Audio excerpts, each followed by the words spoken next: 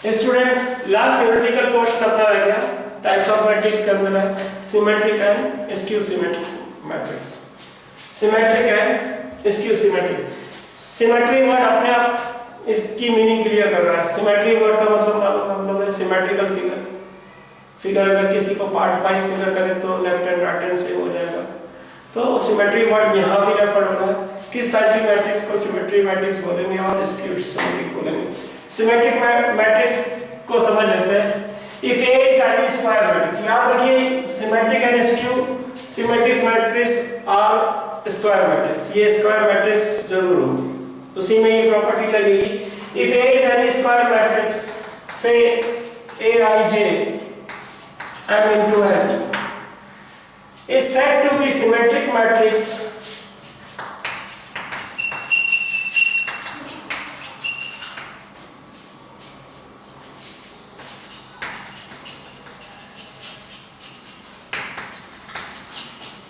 Symmetric matrix तब कहलाएगी जब A transpose is equal to A।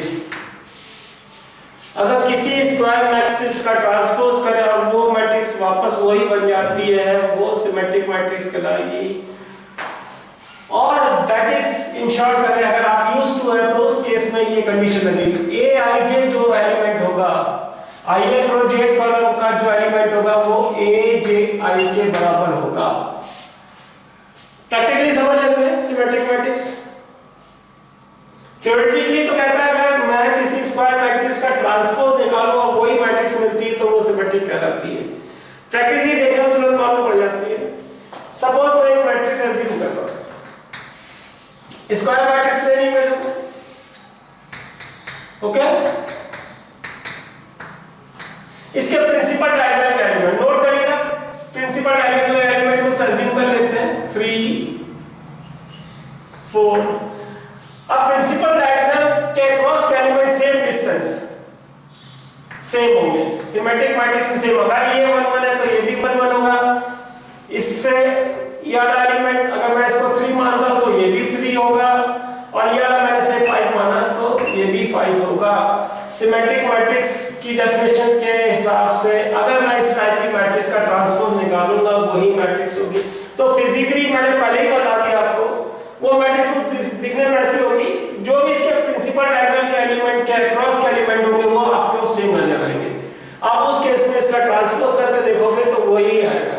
आपको प्रैक्टिकली चेक करवा लेता हूं, पर हमें क्वेश्चन में देखते ही पता लग जाएगा कि हमारी सिमेट्रिक बन रही है कि नहीं बन रही। कैसे? प्रिंसिपल डायगोनल के क्रॉस के एलिमेंट आप सेम पाएंगे। इसका ट्रांसपोज निकाल के चेक कर लेते हैं। A ट्रांसपोज है, इसकी रो R1 को लिखो कॉलम में 2 1 3, पहला कॉलम बन गया। सेकंड रो का सेकंड कॉलम 1 3 5, थर्ड रो से थर्ड कॉलम 3 5 4। चेक कर लीजिए ये वापस ये आई कि नहीं। 2 1 3 1 3 5। तो therefore A transpose is equal to A। Definition भी देखें Aij मतलब अगर मैं I1 और J2 ले रहा हूं A12 एलिमेंट जो बना होगा उल्टा हो जाएगा A21 एलिमेंट के, तो जस्टिफाई हो गई। A12 एलिमेंट फर्स्ट रो का सेकंड एलिमेंट ये है एंड A21 सेकंड रो का फर्स्ट एलिमेंट ये। तो ये आपकी डेफिनेशन मिल जाती है। यहीं से ये आइडिया शॉर्टकट निकाला गया है। When Aij is equal to Aj तो जो प्रिंसिपल डायगोनल के अक्रॉस के एलिमेंट होंगे वो इस केस में सिमेट्रिक में सेम होते हैं। नहीं तो थ्योरेटिकली अगर किसी भी स्क्वायर मैट्रिक्स का ट्रांसपोज अगर वापस वही मैट्रिक्स देता है, such matrix are referred as symmetric matrices. Clear हो गया? देखने में तुरंत मालूम पड़ जाएगा कि प्रिंसिपल डायगोनल के अक्रॉस के एलिमेंट को देखेंगे वो आपको सेम नजर आएगा एट सेम डिस्टेंस का एलिमेंट। ओके, अब स्क्यू सिमेट्रिक देख लेते हैं। स्क्यू सिमेट्रिक मैट्रिक्स क्या होती है? ओके,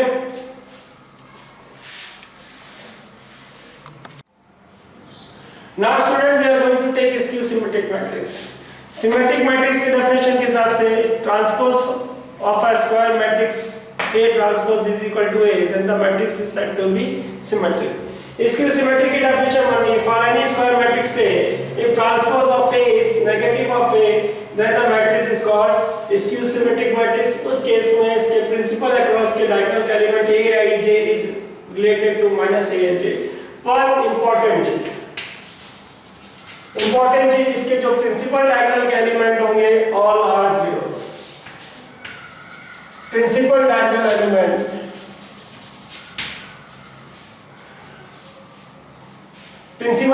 के जितने भी एलिमेंट होंगे दैट्स ऑल आर जीरो, वो जीरो होंगे। प्रैक्टिकली एक एग्जांपल लेके चेक कर लेते हैं। एक मैट्रिक्स है, जैसा कि मैंने पहले बोला था, प्रिंसिपल डायगोनल के एलिमेंट 0 लेने 0 1 -3 -1 0 4 3 -4 0। सपोज मैंने एक स्क्वायर मैट्रिक्स लिया, अगर इस मैट्रिक्स का ट्रांसपोज निकालो तो क्या आता है? ट्रांसपोज करें, A transpose is equal nothing but changing rose into column. इस रोज को 0 1 -3 -1 0 4 3 -4 0 और -1 कॉमन निकाल सकते हैं। स्केलर मल्टीप्लिकेशन में आपको बोला था, मान लेते हैं इनमें सब में -1 फैक्टर कॉमन है। अगर आप किसी नंबर को मैट्रिक्स से मल्टीप्लाई कर सकते हैं तो हर एक एलिमेंट से मल्टीप्लाई कर सकते हैं। उसी प्रकार से कोई कॉमन फैक्टर है तो कॉमन निकाल लेते हैं। तो यहाँ से -1 कॉमन निकालो, तो -1 कॉमन निकाला तो 0 का 0 ही रहेगा, -1 का +1 हो जाएगा, 3 का -3 हो जाएगा, +1 का -1 हो जाएगा, 0 का 0 4 -3 का 3 -4 एंड 0। चेक करिए, इक्वल से सेम। तो from equation number 1 A transpose is equal to -1 into this is what, again we obtain A matrix. तो अगर किसी मैट्रिक्स का transpose negative of that matrix होगा तो उस टाइप की मैट्रिक्स को स्क्यू सिमेट्रिक मैट्रिक्स बोलते हैं। उस केस में हम लोग ओरली फिजिकली देख के बता सकते हैं बहुत आराम से। जो प्रिंसिपल डायगोनल के एलिमेंट होंगे वो तो सारे जीरो हो जाएंगे, इसके अक्रॉस के एलिमेंट के साइन देखेंगे तो अपोजिट आएंगे।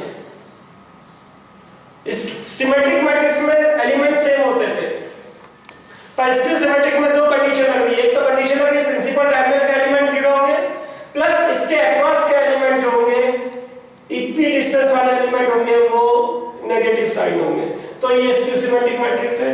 फिर आगे सिमेट्रिक और स्क्यू सिमेट्रिक से हम पर्टिकुलर टाइप की मैट्रिक्स और पढ़ेंगे। तो ये लास्ट दो टाइप की मैट्रिक्स रह गई थी, symmetric and skew symmetric matrix. काम आती, क्वेश्चन बनते हैं सीबीएसई में, तो क्वेश्चन आता है इसमें 3 से 4 नंबर के बीच सेक्शन में से। ओके स्टूडेंट, तभी नहीं